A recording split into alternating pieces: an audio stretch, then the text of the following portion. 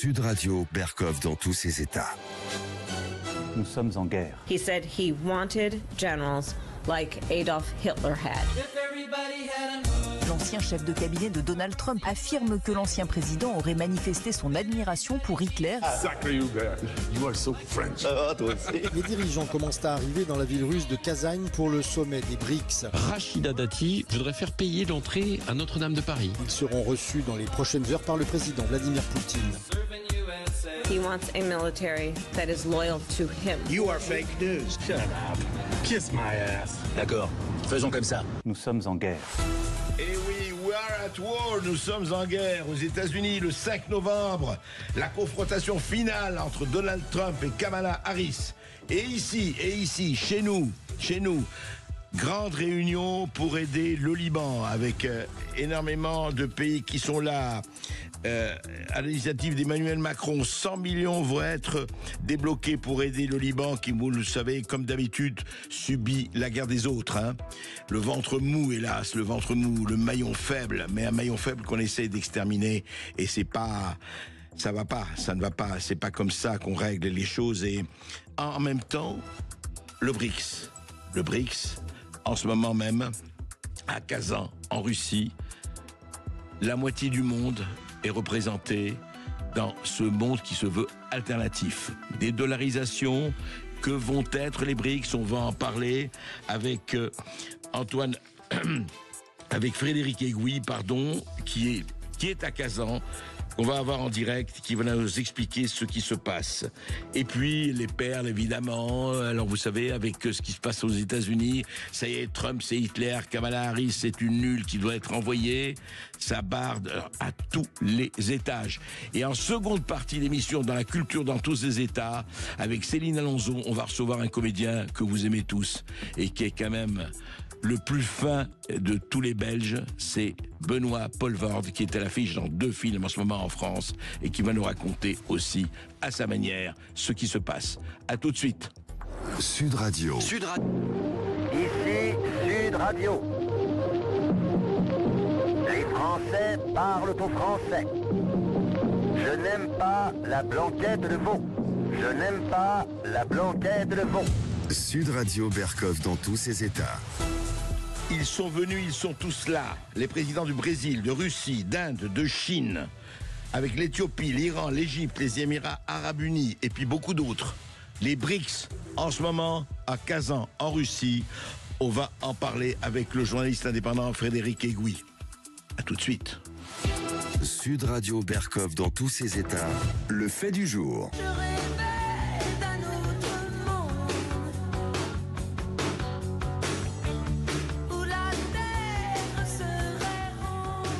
Je rêvais d'un autre monde, oui, la chanson culte de Téléphone. Bonjour Frédéric Aiguille. Bonjour André Berkov. Bonjour et merci d'être avec nous. Vous êtes en direct de Kazan, en Russie, pour ce sommet des BRICS. Ce sommet des BRICS, disons, on peut le dire, il y a eu déjà plusieurs sommets des BRICS, mais comme disent la Russie dit, c'est l'événement diplomatique le plus important jamais organisé en Russie. Alors, Frédéric, dites-nous un peu, ça a commencé hier, quelle est l'atmosphère, qu'est-ce qu'on ressent déjà, on va parler du contenu, bien sûr, de tout cela, mais est-ce qu'il y a une tension, en tout cas, il y a un sentiment particulier d'assister à quelque chose de, je ne sais pas si c'est historique, mais de quelque chose de très important? Alors historique, en tout cas, le mot est employé par plusieurs personnes avec qui j'ai discuté ici. Faut bien saisir la portée de l'événement. Il y a pour la première fois de l'histoire des BRICS, comme vous l'aviez dit, c'est le 16e sommet des BRICS, donc ça date pas d'hier. Oui. Mais là, pour la première fois, il y a le secrétaire général de l'ONU qui est là, Antonio Guterres. Oui. Donc ce qui est un signal très fort de ce qui est à venir. Il y a d'autres dirigeants, évidemment, absolument majeurs qui sont pas encore membres du groupe, groupes, mais qui tendent et qui vont faire des demandes d'adhésion. Et je pense en particulier à Recep Erdogan, le président turc, membre de l'OTAN. Donc ça, c'est aussi un fait absolument majeur. Ouais.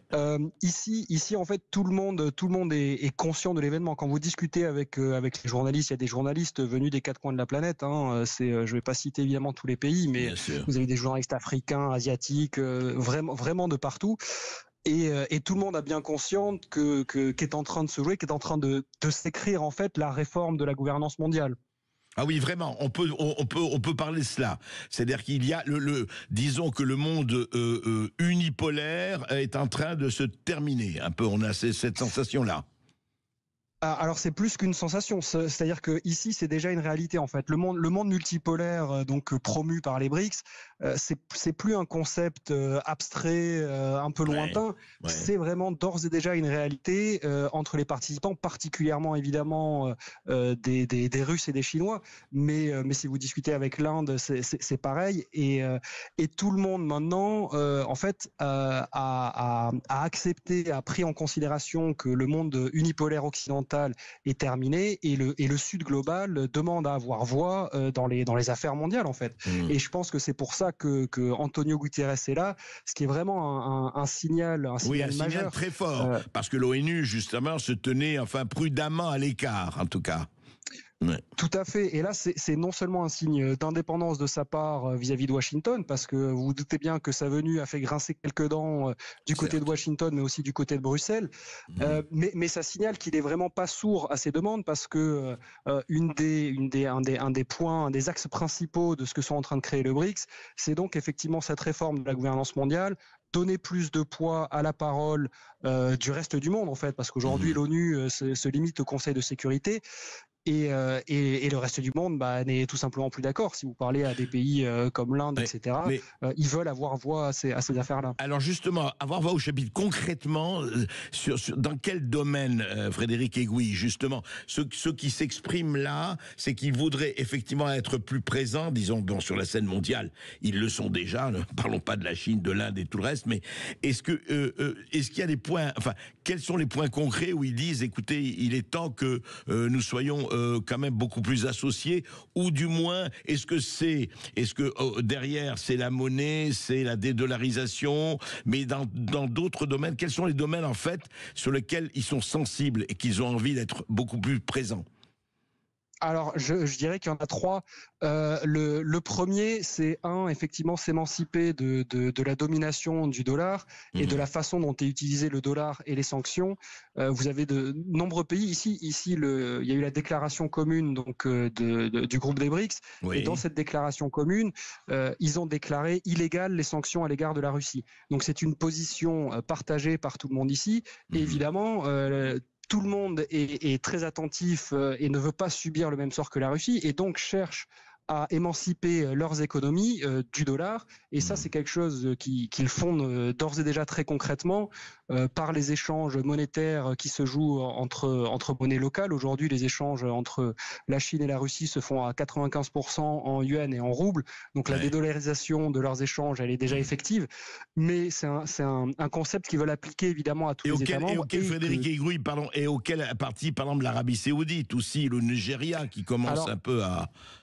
Oui. Tout à fait. L'Arabie Saoudite, c'est un point intéressant que vous soulevez parce que ils ont reçu une demande d'adhésion donc en début d'année au même titre que l'Iran, l'Éthiopie, l'Égypte et j'oublie les Émirats Arabes Unis, mais ils n'ont pas encore accepté officiellement de rentrer dans le groupe. Donc on va voir où ils se tiennent. Mohamed Ben Salman n'est pas ici présent, il est représenté par son ministre des Affaires étrangères. Et Dimitri Peskov, le porte-parole du Kremlin, a déclaré que la question saoudienne devrait être réglée à l'issue de ce sommet. Donc on verra ce qu'il en est. Effectivement, si c'est évident que si l'Arabie Saoudite valide son adhésion au BRICS, c'est là encore un tremblement de terre. Oui, là aussi. Alors justement, vous avez parlé du premier point et les deux autres points que vous souleviez, Frédéric Aiguille. Il y a donc la création d'outils concrets d'outils concret d'émancipation. Donc là, on est encore un peu au stade des réflexions, au stade des discussions. Tout n'est pas encore avancé, mais il y a eu cette discussion donc qui était avant le sommet, notamment de créer une crypto-monnaie, alors un token qui serait relié aux banques centrales de tous les pays des BRICS, afin de faciliter leurs échanges entre elles. Donc c'est aussi un moyen de pouvoir se passer du dollar plus facilement. Et il y a après évidemment tout le point géopolitique qui, à mon sens, sera ce qui ressortira de façon la plus marquante de ce sommet-là. C'est que la multipolarité aujourd'hui est le point majeur qu'ils sont en train d'avancer et qui aujourd'hui est une réalité qu'on est obligé de prendre en compte en fait. Si Antonio Guterres est là, je le répète, c'est pas pour rien. Et si aujourd'hui, moi je me place en tant que journaliste français, si vous voulez, donc je suis évidemment français, il est temps et il est plus que temps que notre pays prenne conscience de ce qui est en train de se passer, parce que le monde est en train de s'écrire, le monde est en train de changer, et fermer les yeux et faire comme si ça n'existe pas, ça va pas changer les choses. C'est-à-dire que c'est en train d'arriver, quoi. Oui, d'ailleurs, juste un paradoxe, on va en parler aussi, mais je dis, vous savez qu'aujourd'hui même, et c'est le principe est bien, enfin, se tient à l'initiative d'Emmanuel Macron, Paris a accueilli aujourd'hui, ce matin, les représentants de 70 pays pour le Liban, pour conférence internationale de soutien à la population et la souveraineté du Liban. Très bien, d'ailleurs, la France va débloquer 100 millions d'euros, Berlin 96 millions d'euros, et d'ailleurs, je vous le dis en passant, Guterres a envoyé de Kazan une vidéo d'appui, etc. Le même Antonio Guterres. Mais est-ce que ce n'est pas paradoxal quand même que justement des gens très liés à ce qui va se passer au Liban, et à ce qui se passe au Liban et au Proche-Orient, comme la Russie, comme l'Iran, etc., ne soient pas là? Est-ce que le timing, c'est une question en tout cas, le timing était-il le meilleur? Mais en tout cas, c'est un paradoxe intéressant. Je ne sais pas ce que vous en pensez, Frédéric Egui. Alors le timing pour qui? Parce que c'est le timing pour la France, pour la conférence sur le Liban. Oui, c'est ça. Bah écoutez, je suis pas dans la tête d'Emmanuel Macron et je vous avoue que j'ai pas trop suivi ce qui s'est passé, donc je réserverai mon jugement là-dessus. Mais parce qu'en l'occurrence, le sommet des BRICS, ça c'est un des points qu'on peut peut-être aussi aborder. C'est la façon dont il est traité dans les médias. Il est souvent traité sous la seule lorgnette de Poutine est en train d'essayer de montrer qu'il n'est pas isolé. Mais c'est pas ça qui se passe en fait. C'est ce qui se passe. Le sommet des BRICS, c'est le 16e, ça fait 16 ans. Avant ça, il se passait déjà des réunions dans le même sens. Et donc, c'est le monde concrètement qui est en train de créer quelque chose. Et si le monde aujourd'hui est là en Russie et avec Vladimir Poutine, c'est parce qu'ils sont en train de créer quelque chose autour de ça. Ils sont pas venus soutenir Vladimir Poutine parce qu'ils avaient envie comme ça de soutenir Vladimir Poutine. Il faut bien comprendre que c'est ça qui se passe. C'est vraiment le monde qui est là pour créer quelque chose de différent. Et alors, l'atmosphère, enfin, ce qu'on sent justement, c'est toujours intéressant de voir. Bon, vous rencontrez, vous êtes avec beaucoup, et juste un mot, beaucoup de journalistes du monde entier sont là. Oui, alors vraiment des quatre coins du monde, vraiment de partout. Assez peu, étonnamment, de Sud-Américains qui sont pas très représentés. Mais en dehors de ça, il y a vraiment des journalistes de partout, dont des journalistes français, quelques-uns. Quelques-uns. Il n'y en a pas beaucoup, j'ai l'impression, non? Ou je me trompe? Pas beaucoup. Bah écoutez, je sais pas. Enfin après, j'ai pas fait un recensement. La comptabilité.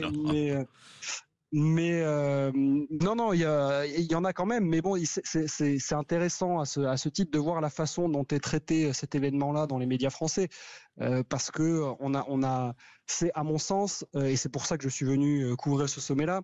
Un des problèmes qui se pose à nous, c'est qu'on a un gouvernement qui donc ne prend pas du tout en compte ce qui est en train de se passer là, et une presse qui n'en parle pas. Et ce qui fait que notre pays n'est pas du tout au courant. Nos oppositions ne font pas leur travail d'opposition et d'essayer de comprendre ce qui se passe. Et donc on est complètement à la rue et on est vraiment laissé pour compte. C'est-à-dire que on ne peut pas aujourd'hui concevoir, ne pas prendre en compte ce qui est en train de se passer. Si vous êtes à la gestion du pays, en train de gérer les affaires du pays, les affaires internationales du pays, il faut prendre en compte ce qui se passe et il faut inscrire la France dans ce mouvement-là. Ça ne veut pas dire y adhérer, mais ça veut dire discuter avec la moitié de la planète. C'est concrètement, ils représentent aujourd'hui la moitié de la planète. Vous ne pouvez pas vous couper de la moitié de la planète. Et puis il faut rappeler que le PIB des pays du BRICS est supérieur au PIB du G7, déjà, d'ores et déjà. PIB par parité de pouvoir d'achat, ouais. Voilà, du pouvoir d'achat. Donc, et en conclusion, Frédéric Aiguille, quand vous avez, est-ce que vous avez l'impression que ces gens-là, les Narendra Modi, etc., qui sont là, parce que en fait, il y a tous les chefs d'État des pays du BRICS sont tous là aujourd'hui. Oui, alors tout ça à l'exception de Lula, donc qui a eu un accident selon les termes officiels, mais qui a fait une vidéo de participation. Mais sinon, oui, ils sont tous là. Ouais. Ils sont tous là. Et en fait, et pour justement pour en terminer pour le moment, mais on reparlera avec vous bien sûr dans les jours à venir. Est-ce que c'est au fond, vous comme ça, mais vraiment votre sentiment de journaliste et de citoyen, enfin, est-ce que c'est quelque chose qui aujourd'hui, après effectivement les BRICS depuis 16 ans, dont vous l'avez dit, on passe à la vitesse supérieure là, carrément? Bah alors c'est toujours un peu un sentiment partagé pour moi parce que il faut bien voir comment fonctionne ce groupe-là. C'est une avancée qui est lente mais structurelle, structurante et sûre. C'est-à-dire que ils arrivent pas comme un tsunami pour tout détruire et après le tsunami s'en va et laisse le chaos. On est vraiment en train de construire et on construit et on construit à les projets qu'ils envisagent sont des projets qui se déroulent sur des années. C'est 5 ans, 10 ans si vous voulez. Ceux qui sont en train de créer. Donc, ce qui est en tout cas extrêmement marquant, c'est ce que je vous disais tout à l'heure, c'est moi mon sentiment personnel, ça fait un moment que je traite en fait ce sujet-là, que je suis de près ce sujet-là, mais finalement j'avais jamais assisté à aucun de ces événements-là. Là concrètement, la multipolarité pour tous les gens qui sont là, c'est une réalité. Donc il y a pas de retour en arrière à partir de là, si vous voulez. Ouais. Merci Frédéric Aiguille et bonne fin de séjour à Kazan et on continuera d'en parler avec vous. Sud Radio Berkov dans tous ses états. Le fait du jour. Le Liban, et oui, on a parlé longuement et justement et légitimement du sommet des BRICS à Kazan en Russie, et on a vu que effectivement pas de retour en arrière, dit Frédéric Aiguille, et c'est le sentiment de beaucoup de commentateurs. La multipolarité est là et elle est là pour rester. Et c'est pas quelque chose qui va se passer du jour au lendemain, mais c'est déjà là. Et effectivement, la présence de l'ONU, du président de Anthony Guterres, c'est très important, le secrétaire général des Nations Unies, qui est là-bas. Donc, et qu'est-ce qu'il a fait aussi, le secrétaire général des Nations Unies, Antonio Guterres? Il a envoyé un message en vidéo de solidarité avec l'initiative française pour le Liban. On en a un peu parlé, mais aujourd'hui, Paris a accueilli les représentants de 70 pays, parmi lesquels le Premier ministre libanais Najim Mikati, pour une conférence internationale de soutien à la population et à la souveraineté du Liban. Il faut savoir que le Liban, depuis des dizaines d'années, effectivement, subit la guerre des autres. Et effectivement, le Moyen-Orient fait la guerre sur son dos entre Israël, l'Iran, le Hezbollah, le Hamas, l'Égypte, la Jordanie, etc. Voilà, c'est la guerre aussi, on parle des proxys. Et ben voilà, c'est la guerre par procuration. Le Liban est victime, il faut le dire, des guerres, parce qu'il n'y a pas qu'une guerre, des guerres par procuration, qui se font beaucoup sur son territoire. Je ne parle même pas de la Syrie, bien sûr. Et voilà. Et comme on connaît la crise économique, on connaît la misère d'une partie du pays, les bombardements, l'attentat au port de Beyrouth il y a 4 ans. Situation très dure, donc appui à la souveraineté du Liban pour aider à la stabilité du pays, vide institutionnel et présidentiel, la fin du mandat de président Michel Aoun, l'Assemblée nationale libanaise ne s'est pas réunie depuis, je ne dirais pas des siècles, mais depuis longtemps. Donc, que peut faire Emmanuel Macron, que peut faire la France? Eh bien, pour le moment, une aide humanitaire massive est nécessaire. La France y prendra part à la hauteur de 100 millions d'euros, l'Allemagne aussi, et on espère tous les autres. Voilà, reconstruction, urgence, reconstruction du Liban, et on espère vraiment que ce ne sera pas un vœu pieux. C'est un pays qui a été ravagé, c'est un pays qui connaissait le lait, le miel et la douceur de vivre, un des pays où il faisait le mieux vivre. Et voilà, c'est aussi ce qui se passe quand l'histoire se fait sur le dos des peuples. À tout de suite. Radio. Les Français parlent aux Français. Je n'aime pas la blanquette de veau. Je n'aime pas la blanquette de veau. Sud Radio Berkov dans tous ses états. Dans quelques jours, les élections américaines. Et effectivement, on peut le dire, aujourd'hui, ce sera un des événements les plus importants des 10 ou 20 ou 30 dernières années, parce que le choix, effectivement, entre Donald Trump et ce qu'il représente, et Kamala Harris et ce qu'elle représente, est un choix capital. Et je ne vais pas ressortir du cliché qui dit que ce qui se passe aux États-Unis se passera en Europe 10 ans après, qui est vraiment un cliché, mais en l'occurrence qui a sa part de vérité. Et pourquoi les esprits s'exacerbent à ce point, et on arrive à un point, allez, j'allais presque dire d'hystérie ou de délire, qui est quand même assez parlant. Écoutez. Sud Radio Berkov dans tous ses états, les perles du jour. Je fais rien que des bêtises quand t'es pas là. Sabine Paturel, non, c'est pas je ne fais rien que des bêtises, mais c'est vrai qu'en ce moment on entend, alors justement autour de cette élection, beaucoup de choses qui quand même nous interrogent, et surtout quand elles viennent de journalistes chevronnés, comme par exemple Anne Sinclair. Tout le monde se souvient de 7 sur 7, cette formidable émission, et tout ce qu'elle a fait un travail extraordinaire, Anne Sinclair, enfin un travail digne des grands journalistes. Et puis là, aujourd'hui, bon, ça fait quelques années que c'est terminé, 7 sur 7, et elle a fait des documentaires, elle a fait beaucoup d'autres choses, Anne Sinclair. Et là, elle tweet. Et elle tweet, alors c'est intéressant, sur un documentaire, et elle écrit ceci dans son tweet. Passionnant et terrifiant documentaire sur la Russie et Trump, à voir absolument en replay sur France TV à 15 jours de l'élection aux USA. C'est toujours Anne Sinclair qui écrit. Un film formidable qui démontre qu'en plus de tout ce qu'on sait de lui, Trump est depuis 40 ans le joujou de Poutine.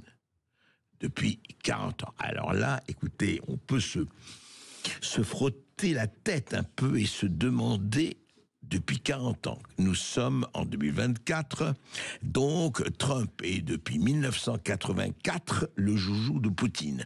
Je rappelle que dans les années 80 et jusqu'en 2015, Trump était un promoteur immobilier qui ne faisait absolument pas de politique, qui côtoyait les hommes politiques.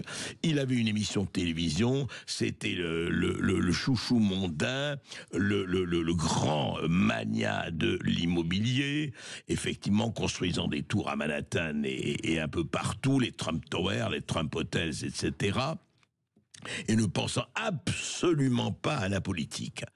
Et je rappelle aussi qu'en 1984, Poutine était encore au KGB et que ce n'est qu'en 1990 et encore qu'il a commencé à émerger, mais 88-89, au moment de l'effondrement de l'URSS. Et on a commencé à parler de lui. Avant ça, c'était un ministre inconnu sur la scène internationale. Mais on dit qu'il était déjà le chouchou et le joujou de Poutine. C'est quand même intéressant de voir comment l'information ou la désinformation ou la diffamation ou le fake news peuvent s'étaler dans les esprits les plus solides. Voilà. En 84, Trump était déjà acheté par Poutine, ou du moins sous l'emprise de Poutine, du gourou Poutine. C'est quand même assez étonnant. Ça a été une très grande réussite, effectivement. La cérémonie d'ouverture a été l'objet de polémiques sans nom. On peut effectivement, d'ailleurs, aimer ou ne pas aimer. Mais il y a eu, en tout cas, ça a été pendant 15 jours une réussite, on peut le dire, incontestée. Simplement, elle a coûté cher, cette réussite. Alors c'est là où, effectivement, la polémique peut se donner. Voilà. Rien que la cérémonie d'ouverture, encore une fois, où certains ont vu des rituels sataniques, d'autres du sacrilège, d'autres, au contraire, des choses magnifiques. Moi, je crois qu'il y avait les deux. Il y avait des choses formidables, des choses peut-être de moins bon goût, mais en tout cas, bon, ça existait. Et rien que la cérémonie d'ouverture a coûté 100 millions d'euros. sans compter les dépenses de sécurité, qui, elles, pourraient faire gonfler la facture totale au-delà de 120 millions d'euros. Voilà, c'est les informations déjà révélées par le Canard enchaîné, mais là, c'est un rapport effectivement officiel consacré à l'effort financier pour les JO. Je rappelle que la cérémonie d'ouverture de Londres en 2012 n'avait coûté que 30 millions d'euros. Après, il y a tous les financements publics pour l'organisation des Jeux dans leur ensemble, avec une facture globale qui atteint désormais au moins 2,8 milliards d'euros, c'est-à-dire près de 3 milliards d'euros. Un bond quand même impressionnant par rapport aux premières prévisions. Je rappelle que les premières prévisions, d'abord on disait oh, ça va coûter 1,47 milliard. Et puis on a dit 2,4 milliards, et oui d'abord. Qu'importe, vous savez, quand on aime, on ne compte pas, n'est-ce pas? Et puis voilà, on est à près de 3 milliards d'euros. Alors, c'est un peu quand même, on peut se poser des questions. Vous vous rappelez les prévisions de déficit? D'abord, c'était 4%, puis 5%, puis demain, c'est 6% ou 7%, voilà. Et combien a touché le comité d'organisation des Jeux Olympiques? Eh bien, 204 millions d'euros de financement public, plus des rallonges successives pour préserver l'ambition des Jeux Olympiques et Paralympiques. Alors, encore une fois, on peut dire qu'importe l'argent pourvu qu'on ait l'ivresse. L'argent, encore une fois, c'est l'argent public. Il faut quand même le rappeler. Mais surtout, pourquoi on ne dit pas vraiment ce qu'il en est? Pourquoi on lance comme ça une espèce de pièce pour voir de quel côté, pile ou face, elle va retomber? Pourquoi on n'avait aucune idée? Nous avions reçu ici un certain nombre de journalistes qui avaient enquêté sur les Jeux Olympiques. Ils disaient, mais on n'avait aucune idée. Voilà, on lançait, on va faire ça, on va faire telle piscine. Et je ne parlerai pas du 1 million 400 000 euros dépensés pour dépolluer la Seine. Et on voit aujourd'hui, tout le monde nage dans la Seine. On a bien vu ça. Enfin, 1 million, quand même, 400 000 euros. Et la piscine qui devait ouvrir, qui n'a jamais ouvert parce qu'elle n'était pas aux normes, etc., etc., etc. Simplement, on a quand même envie, et très bien, ça s'est passé, etc., mais on a envie de savoir pourquoi après, il faut chercher des impôts. Il faut relancer les taxes, retaxer. C'est ça, on lance des choses, on fait des choses. Mais dites-moi, quand vous faites votre budget, vous calculez ce que vous pouvez dépenser par rapport à ce que vous recevez. Enfin, des choses de base, des choses vraiment de base, de ras des pâquerettes. Eh ben là, non. Allez, qu'importe. Attention, ça me fait plaisir.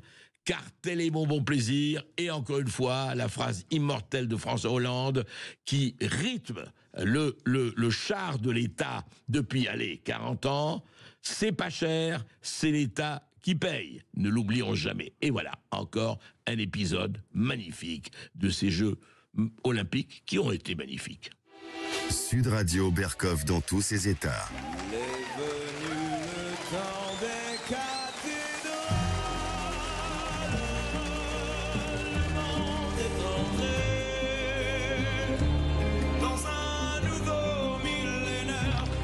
Le temps des cathédrales, effectivement, il est revenu. Notre-Dame de Paris, magnifique opéra.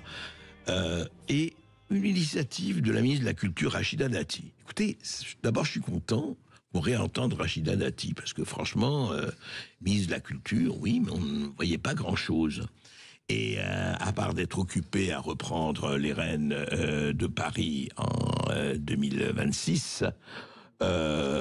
voilà, et de bouter Anne Hidalgo de l'hôtel de ville, on l'entendait pas beaucoup. Eh bien là, elle a une initiative, elle veut faire payer 5 € l'entrée Notre-Dame. Alors ça divise tout le monde, etc.